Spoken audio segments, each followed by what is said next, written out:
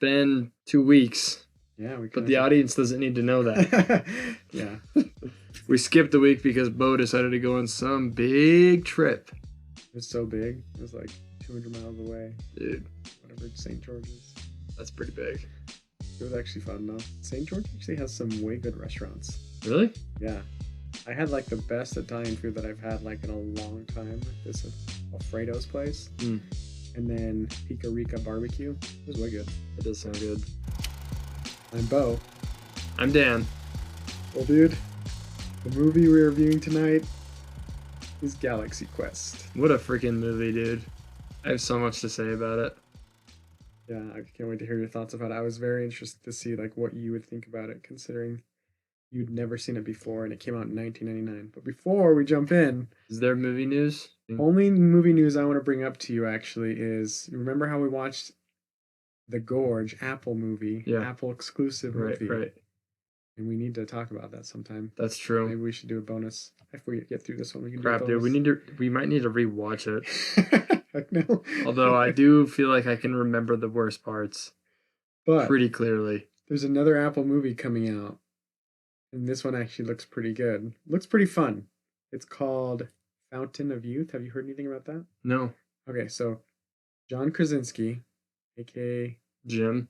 Jim from The Office, is the Also star. dad from Quiet Movie. Yeah, with Padme Amidala. I think of her name. I actually probably could have thought of it if I wouldn't have said Padme first. Natalie Portman? Natalie Portman as his like sister, and they're on an adventure to find the Holy Grail. And it's directed by Guy Ritchie, who is the director of both Sherlock Holmes movies, and I love those movies. So I'm kind of interested. I haven't seen all of his Sweet. films, but it looks kind of A interesting. heist adventure film. Looks good. I would totally watch it. Yeah, so we And might then have to be check it absolutely out. disappointed by the freaking romance that shows up. They have sex on the first date. They're siblings, so I don't hope that doesn't Are happen. they siblings? Yeah. Oh, that's great. I could use a movie that just doesn't have any sex in it. Yeah.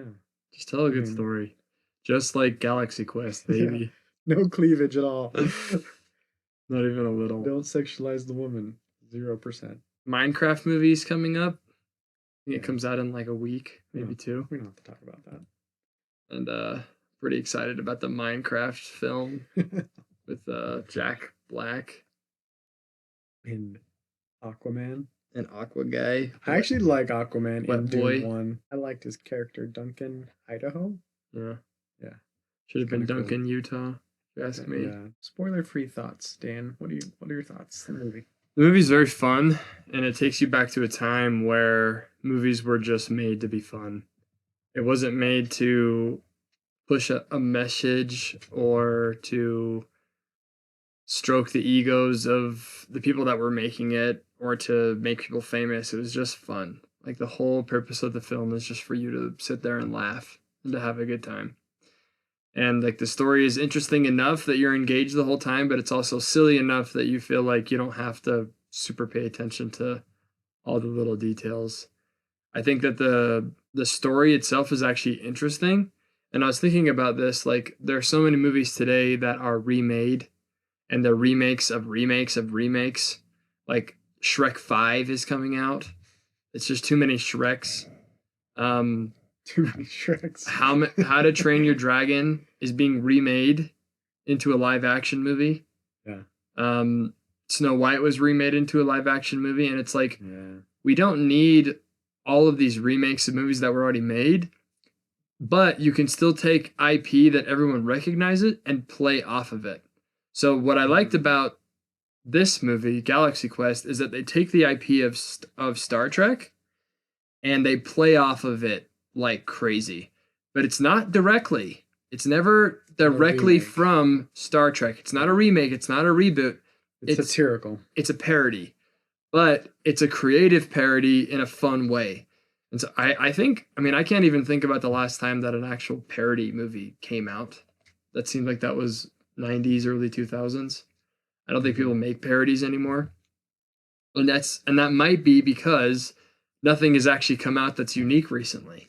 Maybe. Like there's so many stories that have been told already that what even is there to parody? Which I think is kind of sad. But I liked the movie overall. I thought it was fun. I haven't seen this movie since probably like high school, but this was like a favorite of me and my friends to watch. My friend, shout out to Derek Shumway. He didn't know your name. Loved quoting this movie. I won't spoil it yet because there's one of the quotes that you laughed at really hard that we'll get to. But yeah, we love this movie. I've never watched Star Trek growing up. I'm a Star Wars guy. Same. But I get the idea. Like, I don't think you even need to see Star Trek because it's in everyone's zeitgeist enough to know, like, okay, yeah, they're making fun of this. I'm sure it's a little more funny if you're a Star Trek fan. Things like this usually are. But I still laughed. Like, I haven't seen this, like I said, since like high school, and I found myself laughing pretty much through the whole movie. So far, I'm pretty high on it. Yeah, it's very clever and it's very creative in its storytelling. I think about Spaceballs and how bad Spaceballs was, because Spaceballs is a parody of Star Wars, but it's like way too stupid. Yeah, it's too much of a parody. Whereas I think this movie actually plays like a good balance where it's like serious, playful. But yeah, playful, goofy. Like there's no real suspense. You know, there's always going to be like a way out. Except for that one scene where I actually was like, wow, that's crazy. That just happened. And then he uses it. Spoiler. And check it out. This movie was like an hour and a half long. True. Isn't that incredible? Just to be able to see a movie that's like, boom. Yeah. Hour and 30 minutes. You blink and you miss it. Yeah, 90-minute film, and you enjoy it, and it's done, and you're like, wow, that wasn't long at all. Yeah, and you're like, dang, that was fun. It does take me back to, like, again, early 2000s into the 90s, because that's like when I grew up, and that's when like all the movies that I watched as a kid were that style. Hour and a half, maybe even an hour 20, and they were just fun. That's the whole purpose of the movie, was just to be fun. There's no politics. There was like an actual story, but it was like funny, and there's a narrative that makes sense. Just good. It was a really good era for filmmaking. Yeah, and it takes some talent to be able to hit the ground running with a story where, like, how does the movie start? The movie starts with, like, well, I guess we'll get into spoilers. We're moving into spoiler territory, so if you haven't seen the movie, we're diving in, baby. I love this section. So the movie hits the ground running with a clip from the original show that this movie is based on. So the movie Galaxy Quest is based on actors that played in this like 80s Star Trek-y show. And we see a clip of the show from like the 80s. It's goofy. And then we cut straight into like the fan event. Is that what happens? Yeah. And oh yeah. Well, like in the dressing room for all the characters, and it's great because we get to like see what these people are really like. Because you've got, what is his name? We've got Alan Rickman, who's like very serious British actor, and he's like, "How did it come to this?" Like, that was like a funny line I really liked. I just want to say I loved how like we see what the old show is, we get introduced to the characters. Tim Allen shows up, the protagonist, and like boom, we're on our way. And then quickly after that, it goes through like the aliens coming. He goes with them. We're just into the story. But yeah, go ahead and start sharing some of your thoughts about how you like the movie. I think the story is really fun. I was actually kind of surprised at the end. Well, not at the end, but like where the show actually went. Like I didn't know what to expect. It's the first time I've watched the movie. Right. And so he like gets up. These people show up and you're thinking like, okay, like what are these guys doing? And then they actually take him to space and you're like, wait, what? Is he actually in like the universe? And it turns out he's not in the universe, but people have watched his TV show and they really think that he is like actually real because these people are that naive. Or I guess they're like squids. The squid people. The squid race was actually that naive that they actually believed it. And I think that was a twist, to be honest. Like I wasn't expecting that. So you're saying like when you sat down to watch this, you didn't think there was going to be I knew nothing about it. So I knew nothing about the film. This movie is going to be about these actors that go and find out that this space stuff's real. No, I didn't expect that. It was like aliens are real. It was like I show up and these people are I don't know, they're heroes in a movie, you don't know what's going to happen, a TV show, and just slowly it builds and it kind of hints to things, and then it's there and it's like, oh, this is like a sci-fi movie. Oh, okay, this is just a sci-fi, but it's like a very interesting sci-fi. It's I'm trying to think about a movie that I could compare it to, but I can't because it's just so unique. It's very much like its own movie, which I really thought was fun. I thought the characters were fun. I think that uh Alan Rickman, the weird guy who had like the stuff growing on his head. Yeah. I feel like his character was a little bit annoying at first because he was just so resentful of Jason. But you understand why. And I think that as the story goes, you see them interact, and I thought that was pretty fun. My favorite characters by far, though, were Fred and Guy. I thought they were hilarious. Yeah. I thought Guy was so funny. Guy is definitely one of my favorites. Guy had so many. Yeah. Guy had lines that I wrote down because they like actually made me bust the gut. My favorite one. Let's see. My favorite one was. Oh, there's two of them where he's going down onto the planet and he's like super nervous. He's like, "Oh my gosh, I'm just the extra. I'm gonna get killed. I'm gonna die. You guys don't even know my last name." And then he starts freaking out and then he asks, "Do I even have a last name? What's my last name? You have a last name. Do I?" And he's freaking out. And Yeah. I thought that was funny. And then Tim Allen's like, "You have a last name. Do I? Do I? Do I?" That one My got friend me. Derek used to quote that all the time, so that's what I was going to talk about. That He'd be one- doing something, he'd be like, "Do I? Do I? For all you know, I'm just shipment 38." He was funny. And then after that, when they're on the planet to get the beryllium core, what's her face? Gwen says, "Let's get out of here before one of those things eats Guy." That was so funny. Oh, I laughed out loud. Man, that one was so funny. That was clever. And then pretty much every scene with Fred's a funny character. He's just every scene with him, you knew that something was gonna be clever or like witty or funny, and yeah, I like Fred a ton. The monk guy, what's his name? Monk dude plays monk. Tony Shalhoub. Yeah, I don't know. With the guy stuff, like everything he did was just hilarious. Like there's that one part where we both noticed where like something happens and they're fighting like the alien bad guys on their ship, and something scary is happening or depressing. And it's just like a quick glimpse, but he just like leans on Sigourney Weaver and just like holds her. It's like, wait, what? and then in the next scene, he's looking at her boobs. Yeah, and he like gives her raised eyebrows. And she's like, ugh. There was another funny line too with him. So like, they're going backstage, the cast of Galaxy Quest, to follow Tim Allen.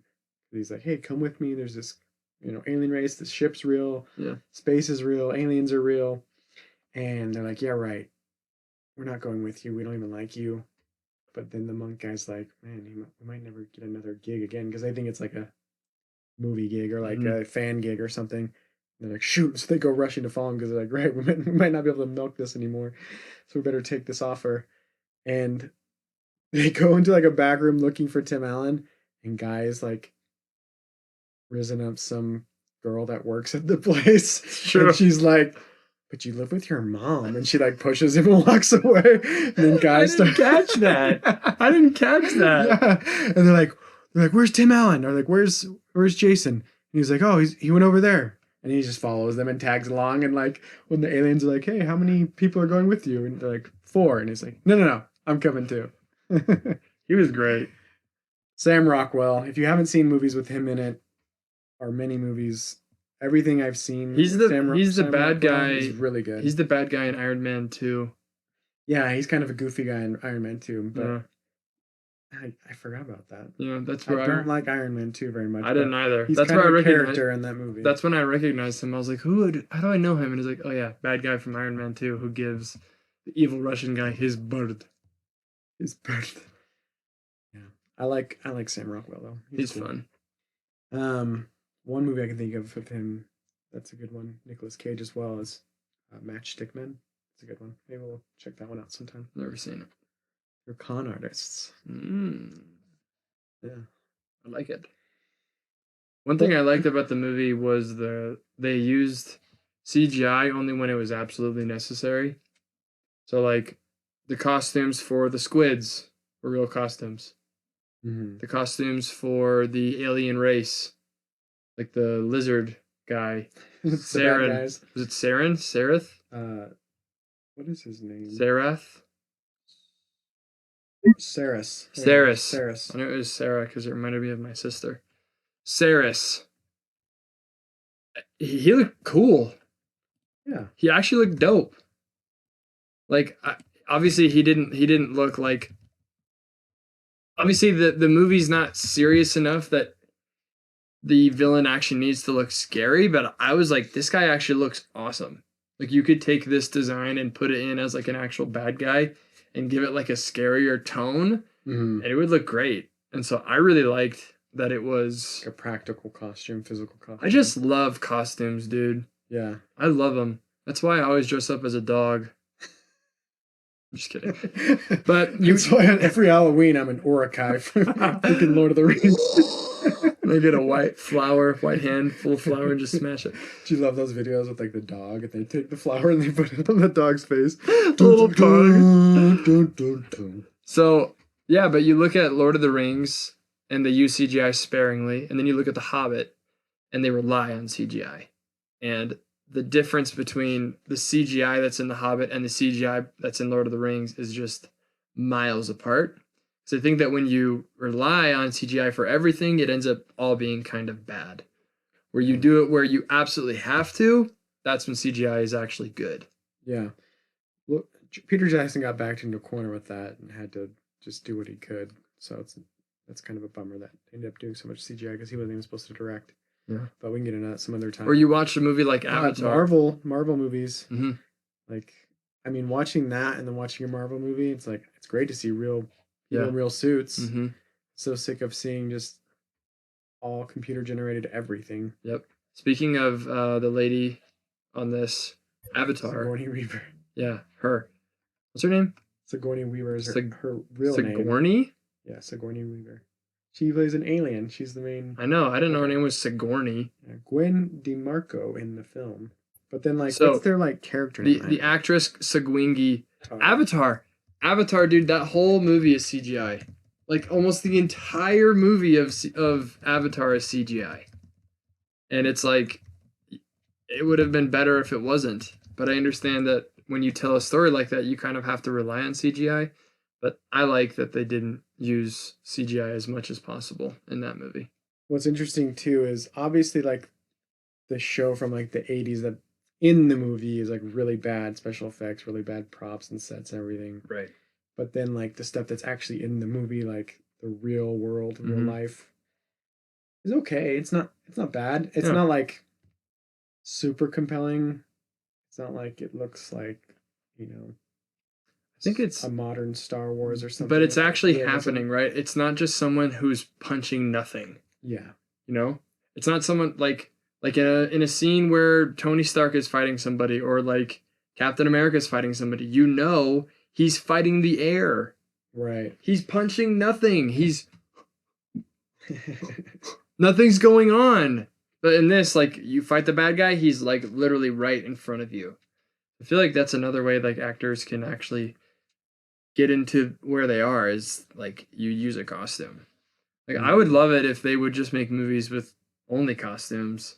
And I know you have to have some practical effects, but like you look at computer effects. Yeah, but you look at like Star Wars Episode 5 and they used very, very, very little special effects in that movie.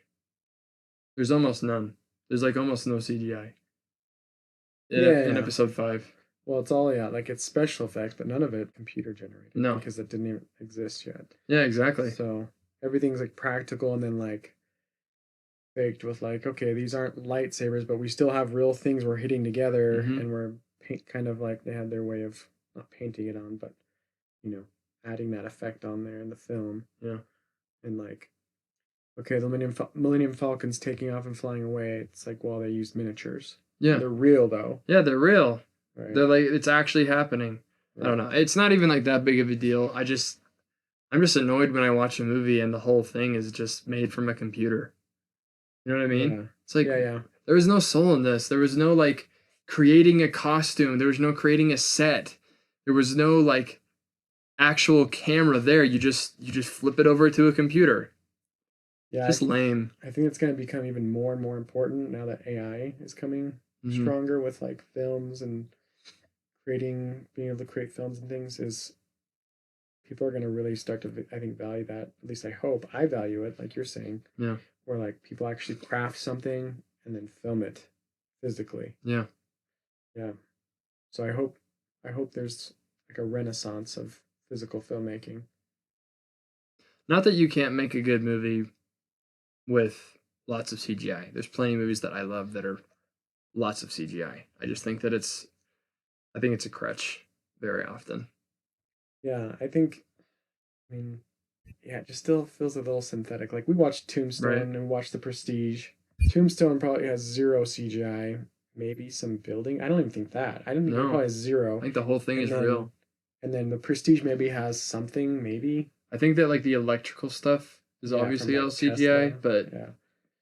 But it just feels like that grounds the movie so much. It makes it so more like makes it feel like you can reach out and touch it, and that it's real. Yeah, relatable. Seriously, when the first scene when the alien shows up in Galaxy Quest, and I was like, wow, that actually looks really good.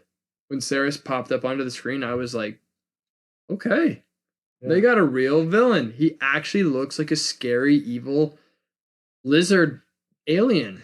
Grasshopper. Yeah, I'm scared. You know, turtle dude. Saris actually looks kind of serious. Like, and then you see him and his little wings pop up out of the side. And you're like, they made that. Like they made his suit do that little thing. Yeah. And I love that. I love that they just added that into the movie. Yeah. Like, you know what? We care about this movie. Let's just add this little thing that makes Saris a bit more scary. One of my teachers in film school, he actually did props and costumes like that in LA for a long time. It was really cool. That's so cool. Shout out to Crit. Yeah, he has actually a lot of he worked on like some big movies like Beetlejuice, Predator. I feel like you get more value out of the movie too when you actually create something physically for the movie. Whereas if you just do everything on a green screen, how meaningful really is that movie? If you just green screen the whole thing. Maybe I'm looking for like too into it, but I really appreciated that Galaxy Quest didn't do, like they actually had costumes, and I thought that was fun. Can we talk about how stupid the race is, the Thermians? Sure. I was gonna, go ahead. They actually deserve to die. Are they called the Thermians? Yeah. Is that what they are? Thermians. Termites? Termites. That's why he calls them termites. Yeah. He's like, no, they're termites. They're so stupid. They actually deserve to be destroyed. The fact that they hadn't been killed sooner. Okay, here's the controversial take of the pod. Hitler's on our channel tonight, folks. Saris was not a bad guy. That's the hot take. That's the hot take. Saris was actually the good guy. No, I'm kidding. Obviously, these people. But Squid people. The squid people were so stupid, though. No wonder they were when getting you say stupid. Are you even like when they're like, oh, we need No. It's got nothing to do with their culture, although that is questionable. Saris shows up and he starts attacking them, which obviously is wrong. Whatever in this fake universe. But these people believed a TV show that they found, and they have never heard of lying. I mean, come on. How long could this group of people last in the real world? Saris shows up, of course he takes the whole thing. These guys, they can't defend themselves. They got to learn how to toughen up a little bit. Okay. Survival of the fittest in the galaxy. So you don't like the Thermians. You're racist against Thermians. Yes. And I like this. Or like I like the eugenicist green guys. Yeah, you like the tyrants, the pirates. I don't even really understand why he wants to kill them, or like it'd be one thing if he like wanted to enslave them or like things. Really, the best I understand is the Thermians are, they copy the Galaxy Quest TV show They build the ship, the Omega-13, they build all these things imitating the TV show. And Saris wants the Omega-13. And so he's killing them off. And they escape, or they're alive still with the Galaxy Quest ship. I don't know if it has a name. And the Omega-13 on board. And he wants it. They're like, well, we're getting killed by this guy that he wants the stuff that we made. We learn from you guys how to be good friends and team players and fight evil. Help us, because we have this cool ship that's modeled after yours. We have the Omega-13.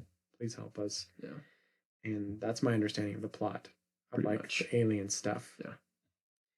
And you're saying... So saying the Thermians, they had it coming, dude. They had it coming. I'm not saying that Saris is justified in doing this, but when you have literally no defenses and you can't screen... They do have defenses. They have a freaking Galaxy Quest ship. Then why the heck did their entire planet get wrecked by a freaking grasshopper? Because he has equally cool ships and technology. Look, man, the Thermians are obviously weak. They got annihilated so quickly. Okay. And they bought into a TV show and they thought it was all real. And the guy even said, we don't even know what deception is. Of course they're going to get wrecked by Saris. They gotta develop a sense of deception. You gotta know when someone's lying to you. Okay. But the squids never lie. So your real gripe, I'm being serious now. Your real gripe is you don't like them because you think they should be more sophisticated, and it bothers you that it bothers me that they can create an entire spaceship from watching a TV show, but not understand the TV show is fake, and also never understand what deception is. How can you be so smart and never understand what deception is or use it? Is this going to affect your rating of the movie? No.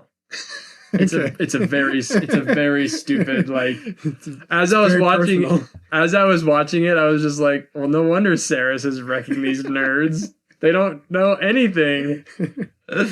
Dan knows how to spot a weakling, and he spotted the Thermians, and he's like, you guys gotta go. Very weak. He's Team Saris. I would say that Team Earth. Personally. They just need to learn, like, they needed to have their own defense, because I'm telling you, this is not the last battle the Thermians are gonna have. They're gonna go around and then another. They learned now. No, they haven't. Yes, they did. They learned about deception. No, they didn't, because he doesn't even believe that the actors were lying. He thinks that he was tricking Saris. No, he doesn't think that. He does. There's a scene. Yes, he does. He comes in. He says, "That was a very good deception of him."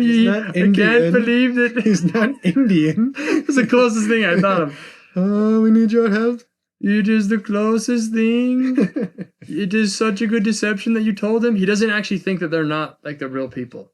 He doesn't. I think by the time when Tim Allen, which is Jason, confesses to him and says it was just a TV show, he knows. Which is like the very, third act, almost towards the end. I don't think he buys it, because when he comes back in, he says, Prove me wrong, dude. We can pull up the clip. He literally says, we'll do it at the end. He literally says, I can't believe that he fell for that great deception. That like you told him that. Yes, he says. The last scene. He told on the ship? You told him that you were all actors and he bought it. No, it literally says that. Movie. No, it's not. I would have seen it. Not line for line, but that's what he says. I don't think so, dude. Pulling it up. Okay, I'll start talking while he pulls up some dumb BS AI made bullcrap. It's me in a bra. Sigourney Weaver is now Galen. Well, let's just hit the story. So, actually, I'll hit some things that I wrote down that I liked. Let's do that. I like pretty much all the monk stuff. Sorry, I can't think of his name. Sorry, monk guy. His name is Fred in the show. Tony Shalhoub. You gotta turn your volume off, dog. I like how, like, the first time they're on the ship and he calls them, like, on the intercom thingy, and he's like, hey, guys, just so you know, the ship's reactor's going critical. Just FYI. Very nonchalant about, like, hey, just so you know, just FYI, I thought you want to know. What'd you find? Said you were right. I'm just trying to find another source. I'm trying to find the exact video that I'm talking about, because I know that there's a video. I don't know, dude. Whatever. Anyway. Okay, whatever. We're moving on. ChatGPT, for the record, did say that Bo was right, but If you can find that video and let us know, that'd be great. We just go watch the movie and put it on. Put it on again. One thing we haven't talked about is the nerds who help them. Oh my gosh. So That's funny. a great scene. It's a great the mom comes in and she's like, "Can you please take out the trash?" And he says, "I'm really busy." And he's building a fake ship. Little model. And then I love the calling in was so fun. And the you just seen the computer screen that was just so big and chunky. That was such a throwback. The kids screen in his room. Yeah. Yeah, it's like the old Macintosh. Yeah, it was such a fun scene, and he was a great little character. That, yeah, I know that it's fake. I know that it's fake, and he says, "No, it's actually real." And he says, "I knew it. I knew it. I knew it." And he calls all his friends in, and they know the entire anatomy of the ship because they're freaking nerds. Dude, he video calls them in 1999 on a computer. I know.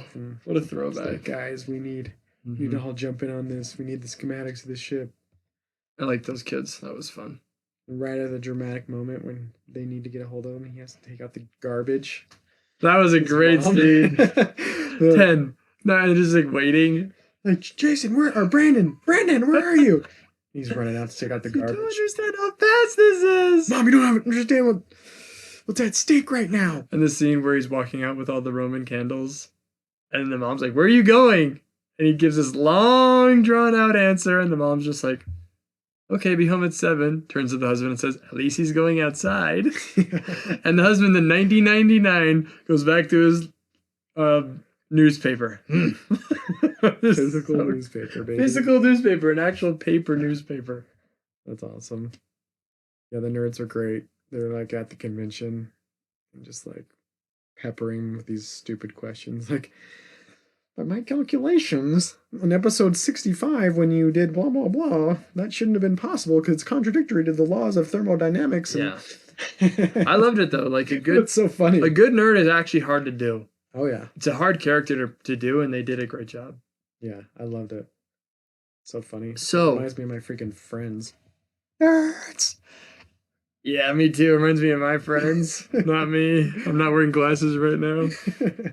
In summary, good movie. Yeah. Probably wouldn't watch it again, to be honest. Once is enough? Once is probably enough. Would you watch it a couple of years though and be like, that was funny? Or you're just like, nah, I've seen it. I think I would show my dad.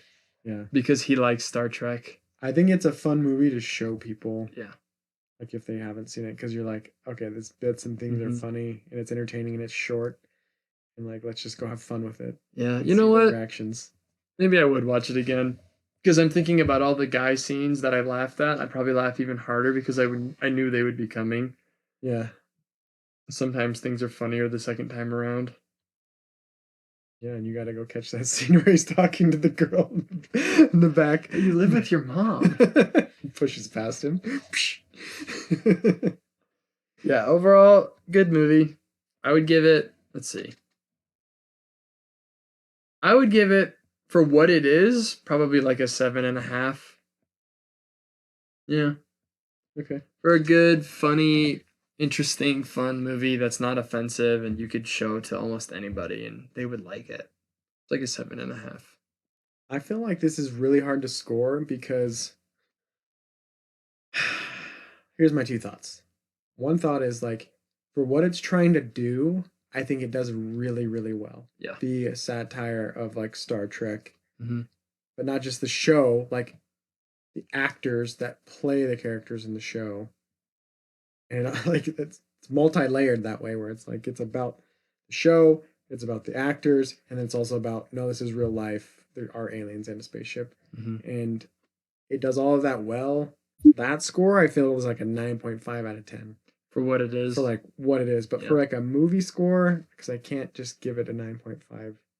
So 90% on Rotten Tomatoes, but I don't care what they say anyway. But a 5-star movie or a 10 out of 10 movie is very, very, very rare. Yeah. But on the other hand, I don't think this is this isn't a perfect I almost feel movie. A 7 is low because it's where am I knocking it down? What brings it down? Nothing really. I mean, yeah, it's kind of a little cheesy. It's not doesn't perfect. There's a few lines that kind of took me out of it where Saris, it's my ship will tear through you like tissue paper. And like I wanted him to almost say like some sort of alien jargon instead of saying. Why would he say tissue paper? Right, because like why would you know that what Yeah. that is, or like maybe they call it something different. I'd rather say like, I'll tear through you like, a star through black matter or something. Right. Spacey. And so, but I wonder if they're almost like purposely like, hey, it needs to be cheesy. Like let's purposely put that dialogue in. The reason I give it a 7.5 is because I don't think it's anything out of this world. And when I was done with it, I was like, that was good. That's why I wouldn't give it like a 10 or a 9 good either. Would I say it's amazing? No. Yeah. Is it bad? No. It's like, it's good. Yeah. It's fine.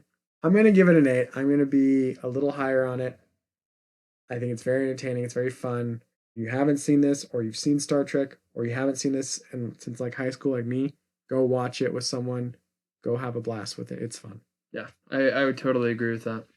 We didn't even talk about how funny it was that thing that was like teleported that disgusting pig thing inside out. That scene was so... It's inside out. That scene was so funny, dude. Blew up. Well, that wraps us up for our movie review of Galaxy Quest. Join us next time. Yeah, we'll be bringing you episodes every week. So, see you at the concession stand. Adios. Suckers. Like, there's no real suspense. There's always going to be, like, a way out. Except for that one scene where he uses the Omega-13. I actually was like, wow, that's crazy. That just happened. And then he uses it. Spoilers. Is there air out there? You don't know.